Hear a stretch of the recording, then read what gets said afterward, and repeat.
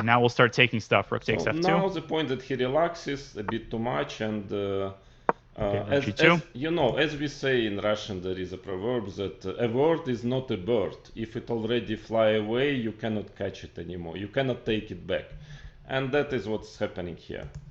Yeah, I wish White would resign here, but Listen I carefully. don't think he's going to. Yeah, this is interesting, actually. The engine, wow, Oh, this is really cool. So we'll have some interesting analysis to do after the game. very interesting. I'm looking at the engine, and actually it's not... Ah, you're looking at the engine, Daniel, but you are playing.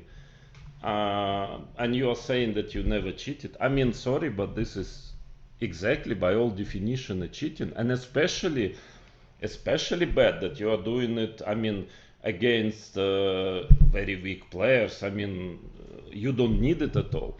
Also, to explain the mistakes, you don't need to explain an engine to explain that queen d7 is probably a mistake because you are losing the queen. Daniel, why you are using an engine during a game? Side. And now we open up a second front with the move knight to g4.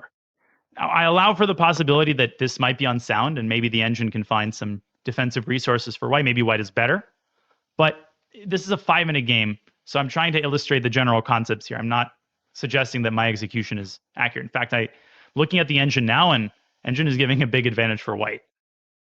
After knight e5, queen e5, which I saw, to play.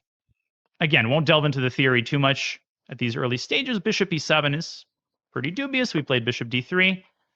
And now the real problems start for black, who should have played a move like knight d7 or knight f6 and kept the center closed, but instead our opponent got greedy and gave us this huge lead in development after castles.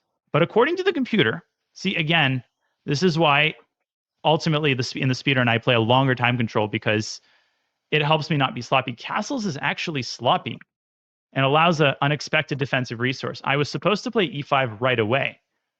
Who can tell me why? Who can tell me why? Why is castles wrong? Very advanced concept. This is why chess is so hard. You're operating based on total sound logic, and you just get a little bit unlucky tactically. Yeah, so Scorpion King got it. E5.